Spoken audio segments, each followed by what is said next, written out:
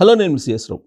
కేంద్ర ప్రభుత్వం వడ్డీ వ్యాపారాలకు సంబంధించినటువంటి ఒక కొత్త బిల్లు తీసుకురాబోతుంది.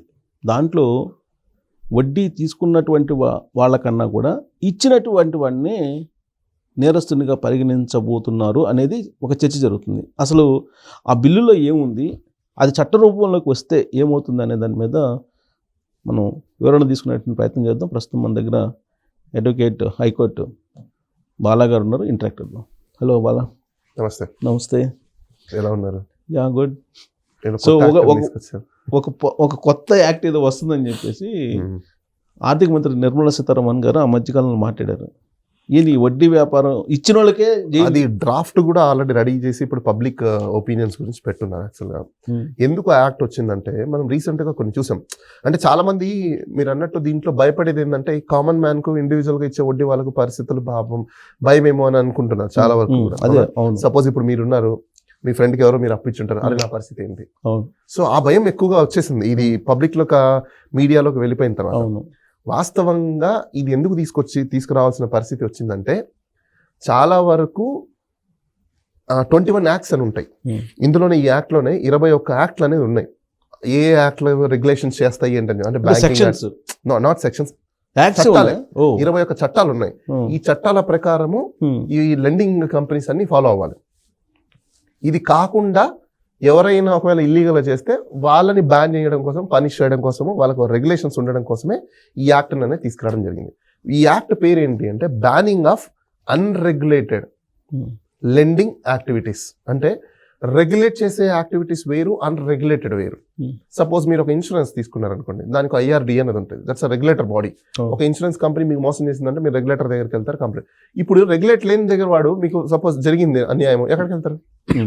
కింద ఇప్పుడు రెగ్యులేట్ కానిటువంటిది ఇప్పుడు మనం ప్రామిసరీ నోట్ రాసి తీసుకుంటాం, అది రెగ్యులేటర్. ప్రామిసరీ నోట్ అనేది కూడా దేర్ ఈజ్ యాక్ట్, దానికి ఒక చట్టం ఉంది. మీరు చెప్పిన 21 యాక్ట్స్ లో ఒకటి ఉందా?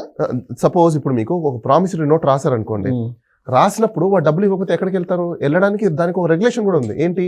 సివిల్ కోర్టుకి వెళ్తారు. సో సివిల్ కోర్టులో ఫైల్ చేసి డబ్బులు వసూలు చేసుకుంటారు. అక్కడ కూడా ఒక రెగ్యులేషన్ ఉన్నట్టే. అంటే కోర్టు మీకు రెగ్యులేటర్ అథారిటీని ఎందుకు పెడతారో, రెగ్యులేటర్ బాడీస్ ఎందుకు పెడతారంటే ప్రతిదీ కోర్టుకి వెళ్ళాలంటే కష్టం కాబట్టి కొన్ని కోర్టుకి అవుట్ ఆఫ్ ద కోర్ట్ ఇట్లాంటి సిస్టమ్స్ ని పెడతారు. క్వాజీ జ్యుడిషియల్ సిస్టమ్ అని అంటారు దీన్ని. లేదు అంటే అడ్జుడికేషన్ సిస్టమ్స్. అంటే వీళ్ళు ఏంటంటే ఫుల్లీ జ్యుడిషియల్ పవర్స్ ఉండవు, సెమీ జ్యుడిషియల్ పవర్స్ ఉంటాయి. కొన్ని సివిల్ సమన్ చేయడము, నోటీస్ ఇవ్వడము, రికార్డ్స్ ని కాల్ఫర్ చేయడము, ఇట్లాంటి పవర్స్ వాళ్ళకు ఉంటాయి. సో దట్ వాళ్ళు ఇమీడియట్లీ డిస్పోజ్ చేయడం కానీ, లేకపోతే కేసుని తొందరగా దాన్ని కంప్లీట్ చేసి న్యాయం చేయడం అని చేస్తుంటారు. ఇన్ కేసు అక్కడ ఒకవేళ అన్యాయం జరిగితే మళ్ళీ కోర్టుకు వెళ్ళచ్చు. అంటే ప్రతిదీ కోర్టుకు అనేది లేకుండా ఎట్లా లోక్ అదాలత్లు లేకపోతే ఆర్బిట్రేషన్ ఏ విధంగా అయితే ఉన్నాయో ఆ విధంగా ఒక రెగ్యులేటరీ సిస్టమ్ అనేది ఉండాలి. ఈ రెగ్యులేటరీ సిస్టమ్ ఉండడం అనేది అవుతుందంటే గ్రీవెన్స్ ఇమీడియట్లీ సాల్వ్ అవుతుంది. ఒక గ్రీవెన్స్ ఏదైనా ఉంది అంటే ఇమీడియట్లీ సాల్వ్ అవుతుంది. ఆ సాల్వ్ అయిన దాంట్లో మీరు సాటిస్ఫై అవ్వకపోతే నేను కోర్టుకు వెళ్ళొచ్చు. సో ఇక్కడ ఏంటి, అన్రిజిస్టర్ ఉన్న వాటికి అన్నిటికీ ఏమైపోతుందంటే ఎవరిని అడగాలి, ఎవరిని అప్రోచ్ అవ్వాలి, అది అర్థం కాక జనాలందరూ మనం రీసెంట్గా చూసాం. నాకు తెలిసి కోవిడ్ స్టార్ట్ అయిన దగ్గర నుంచి ఇది బాగా ఫేమ్ అయిపోయింది అనుకుంటాను. ఏవి ఆన్లైన్ లెండింగ్స్ యాప్స్ కావచ్చు, లేకపోతే ఏవో చైనా యాప్స్ అని చెప్పేసి అని కొన్ని, లేకపోతే ఇంకా రకరకాల ఇలాంటి యాప్స్ అన్ని తయారు చేసి మీకు 5,000 రూపాయలు 10,000 రూపాయలు లోన్ ఇచ్చేసి మీ దగ్గర నుంచి మొత్తం అంతా డేటా అంతా తీసుకొని మీ వాళ్ళకి ఫోన్ చేయడము, మీ బంధువులకు ఫోన్ చేయడము, మీ న్యూడ్ ఫొటోస్ తీసుకోవడము, మిమ్మల్ని హరాస్ చేయడము, దాని మెంటల్ టెన్షన్ తీసుకొని సూసైడ్లు చేసుకోవడము, ఇలాంటివన్నీ ఏదైతే జరుగున్నాయో ఇవన్నీ చూసి వాళ్ళు అలాంటి వాళ్ళు ఎవరైనా ఉంటే మాత్రం వాళ్ళ మీద కంప్లైంట్ వస్తే అప్పుడు ఈ బాడీ యాక్ట్ అవుతుంది. ఇచ్చినటువంటి వాడే నేరస్తుడు. Yes, definitely. అప్పు ఇచ్చినాడు అంటే మీరు చెప్పేది ఆన్లైన్ పేమెంట్స్. ఇది ముఖ్యంగా ఎక్కువ శాతము ఎవరికి అంటే ఆన్లైన్ లో లెండింగ్ ఎవరైతే చేస్తున్నారో అన్రెగ్యులేటర్ గా ఉన్నారో వాళ్ళకి ఇది ఎక్కువగా అప్లై అవుతుంది. ఇప్పుడు అన్రెగ్యులేటర్ ఇక్కడ మీకున్న భయం ఒకటి నేను తీరుస్తాను ఇప్పుడు. ఎందుకంటే ఇది సామాన్యుడు కూడా ఉన్న భయమే. నేను నా ఫ్రెండ్కి డబ్బులు ఇచ్చాను, నా డబ్బులు రావు, ఇప్పుడు నేను ఎట్లా నా పరిస్థితి. ఎవరికైనా ఈ షో చూసే వాళ్ళు గుర్తుపెట్టుకోండి, మీరు మీ ఇంట్లో మీ బ్రదర్కైనా మీ సిస్టర్కైనా ఇంక్లూడింగ్ మీ వైఫ్కైనా, ఇంక్లూడింగ్ వైఫ్ కూడా మీరు లెండ్ చేస్తున్నాను అని అనుకుంటే, అంటే అప్పు ఇస్తున్నాను అని అనుకున్నప్పుడు, అది తిరిగి తీసుకోవాలన్న ఇంటెన్షన్స్ మీకు ఉంది అని అనుకున్నప్పుడు ఖచ్చితంగా ప్రామిసరీ నోట్ అనేది రాసుకోండి. ప్రామిసరీ నోట్ అనేది ఇట్స్ లీగలైజ్డ్. సో అక్కడ మీరు కొంచెం సేఫ్ అవుతారు. ఎందుకు? రిలేటివ్స్కి, ఫ్రెండ్స్కి అలా ఇచ్చుకోవచ్చు మనం. రైట్. మళ్ళీ మీరు అలా కాదు అని చెప్పేసి బిజినెస్ పెట్టాలనుకున్నారనుకోండి, దానికి సపరేట్ గా పాన్ బ్రోకరేజ్ రిజిస్ట్రేషన్ ఒకటి చేసుకోవాలి. అదే ఫైనాన్స్ లోకల్ ఫైనాన్స్ ప్రతి స్టేట్ కి ఒక యాక్ట్ ఉంటుంది. ఆ లోకల్లో మీరు రిజిస్ట్రేషన్ చేసుకోవాలి ఇది ఫైనాన్స్ బిజినెస్ చేస్తే. లేదు ఇప్పుడు మీరేంటి మీ దగ్గర బాగా డబ్బులు ఉన్నాయి, మీకు మీ బంధువులకో మీకు తెలిసిన వాళ్ళకో మీ ఫ్రెండ్స్కి మాత్రమే మీరు ఇస్తారు, ప్రామిసరీ నోట్ రాసుకుంటున్నారు, ఇట్స్ నాట్ అ బిజినెస్ అనుకోండి. సపోజ్ మీ బిజినెస్ అంటే ఏంటంటే ఇక్కడ రెండు డిస్టింగ్విష్లు చెప్తాను నేను మీకు. మీరు అనొచ్చు సార్ మరి కొంతమంది ఎక్కువగా ఇలాంటి రొటేషన్స్ చేస్తుంటారు కదా, చాలా మంది మరి వాళ్ళని అయితే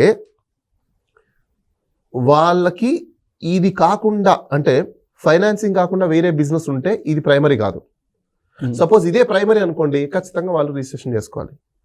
ప్రైమరీ కాకుండా సెకండరీ ఉందనుకోండి, then registration is not required. Personal వాళ్ళకే కదా ఇస్తారు, ఫ్రెండ్స్ కో లేకపోతే మీ బంధువులకో లేకపోతే రిలేషన్స్ కో ఇస్తారు. అలాంటి వాటికి ఇట్స్ నాట్ నెసెసరీ. నాకు ఒక డౌట్ ఉంది. ఇప్పుడు నాకు తెలిసినటువంటి వాళ్ళే వితౌట్ రిజిస్ట్రేషన్ దాదాపు 10-15 కోట్లు మార్చే వాళ్ళు ఉన్నారు ఈ ప్రామిసరీ నోట్ రూపంలో. అది లీగలా? అంటే కోట్ వాల్యూమ్ అనేది కాదు ఇక్కడ మనం ఒకటి చూసుకోవాల్సింది ఏంటంటే వాళ్ళకి ఇది బిజినెస్ అంతే కదా. 10-15 కోట్లు బిజినెస్ అయ్యింది అని అనుకోండి suppose, then comes under the unregulated business. అయితే లేదు సపోజ్ మీరు బిజినెస్ కాదు మీ ఫ్రెండ్లకు ఇస్తున్నారు, సపోజ్ మీ ఫ్రెండ్ ఒక సినిమా తీయాలనుకుంటున్నారు, రియల్ ఎస్టేట్ పెట్టాలనుకుంటున్నారు, ఇంకోటో, దెన్ అలాంటి సందర్భాలలో that is a different story. అది ఎలా ప్రూవ్ చేయాలి? అతను బిజినెస్ చేస్తున్నాడా లేదంటే మామూలుగా ఇస్తున్నాడా అనేది అన్ని ఇప్పుడు నేచర్ అనేది లోకల్ నేచర్ అనేది మీకే తెలుస్తుంది.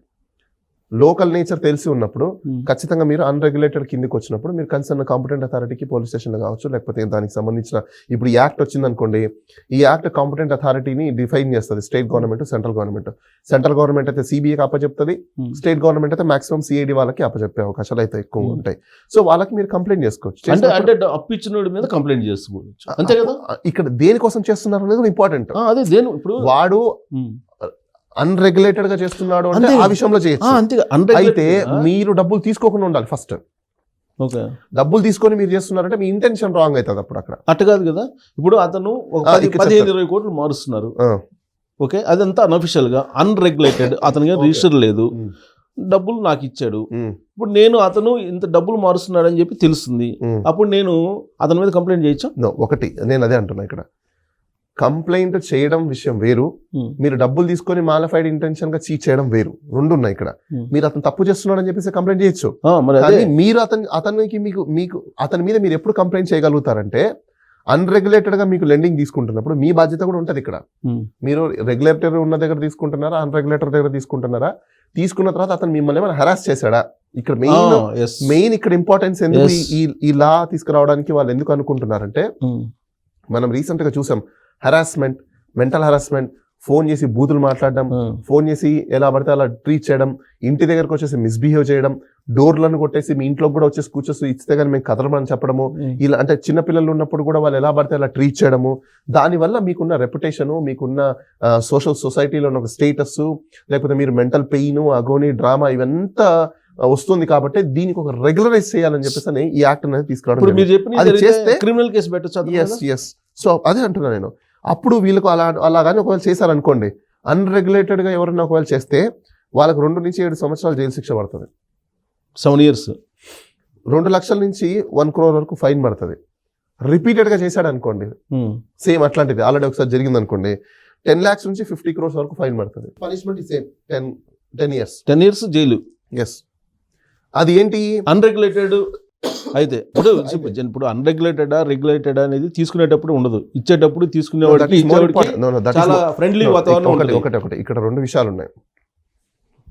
ఇక్కడ పాయింట్ ఏంటంటే, మీరు ఒక దగ్గర లెండింగ్కి వెళ్తున్నప్పుడు మీరు రెగ్యులేటర్ దగ్గరికి వెళ్ళాలి.